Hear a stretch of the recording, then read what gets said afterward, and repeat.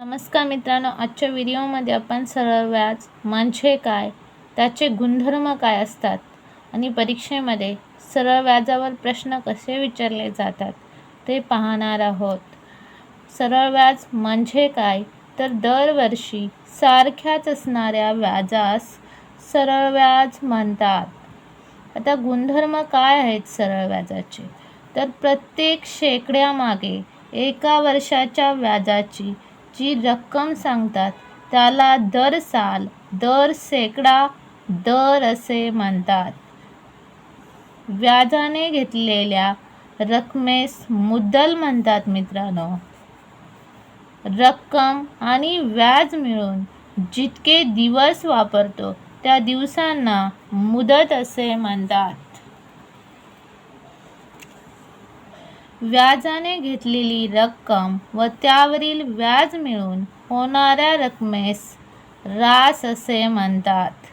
व्याजाचा दर दर साल, दर शेकडा असतो. मित्रांनो, मुद्दल, मुदत, व्याजाचा दर, रास,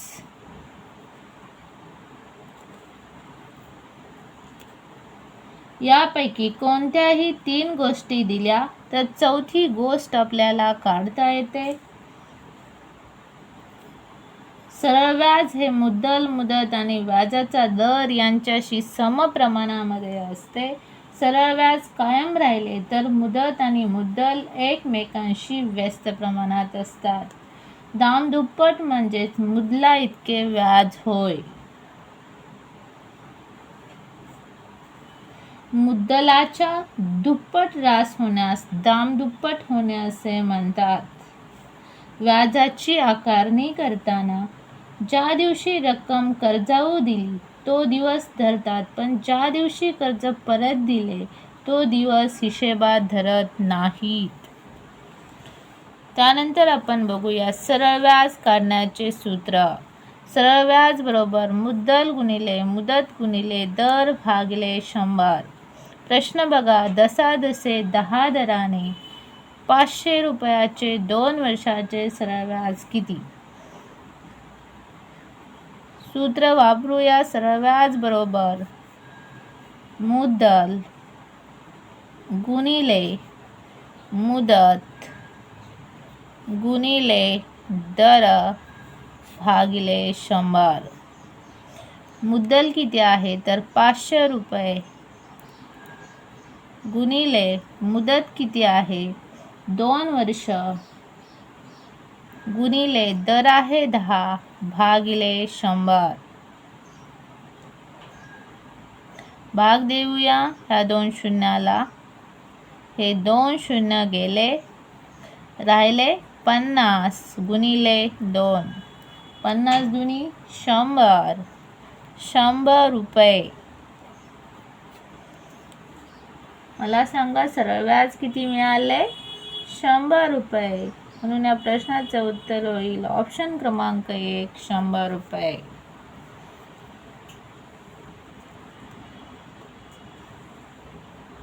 पुढील उदाहरण बघा, दसादशे 10 दराने 1000 रुपयाची 2 वर्षाची रास किती? मित्रांनो, हा प्रश्न सोडवायचा कसा बघा. प्रश्नामध्ये आपल्याला रास काढायची आहे. प्रथम आपल्याला सरळ व्याज काढावे लागेल. मग सरळ व्याज बरोबर मुद्दल गुणिले मुदत गुणिले दर भागिले 100. मला सांगा मुद्दल किती आहे 1000 रुपये गुणिले मुदत किती आहे 2 वर्ष गुणिले दर किती आहे 10 भागिले 100. या 2 शून्याला हे 2 शून्य कट झाले, राहिले 10 गुणिले 2 गुणिले 10. 10 दुनी 20, 20 10 200.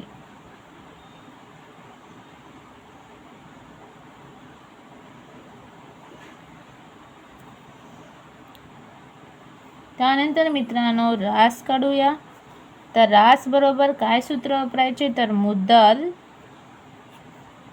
अधिक व्याज. रास म्हणजेच काय, मुद्दल अधिक व्याज. मला सांगा मुद्दल किती आहे, 1000 रुपये, अधिक व्याज किती आले, 200 रुपये. म्हणून रास किती मिळाली, 1000 अधिक 200, 1200 रुपये. म्हणून या प्रश्नाचं उत्तर होईल 1200, ऑप्शन क्रमांक 2. पुढील प्रश्न बघा. दशादशे 8 दराने एका रकमेचे 2 वर्षाचे सरळ व्याज 96 रुपये येते, ती रक्कम कोणती. रक्कम म्हणजेच मित्रांनो आपल्याला मुद्दल काढायची आहे. तर मुद्दल बरोबर सरळ व्याज गुणिले 100 भागिले मुदत गुणिले दर, हे सूत्र वापरायचे आहे. सरळ व्याज दिलेले आहे 96 रुपये गुणिले 100, मुदत दिलेली आहे 2 वर्ष, दर दिलेला आहे 8 वर्ष. भाग देऊया. बेक बे, बेचोकाट, 8216.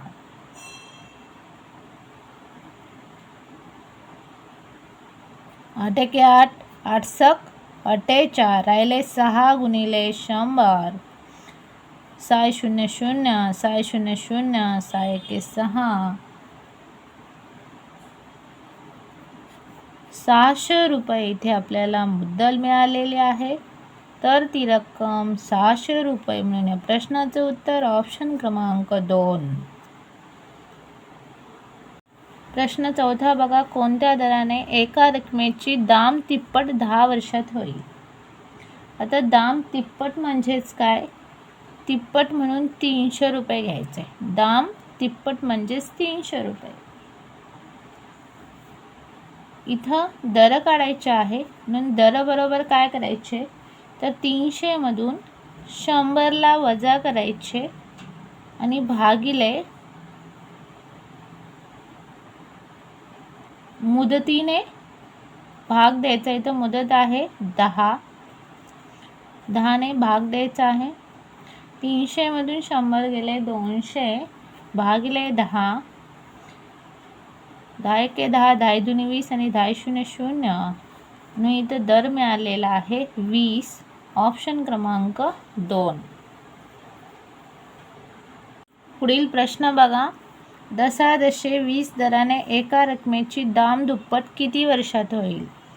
तर दाम दुप्पट म्हणजेच मित्रांनो तुम्हाला 200 रुपये घ्यायचे आहे.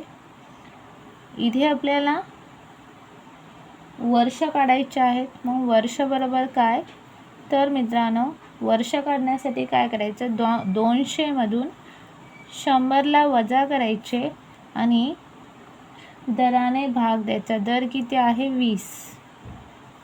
200 मधून 100 गेले तर 100 राहील भागिले 20. हा शून्याला हा शून्य गेला, बेक बे, बेपंचे 10.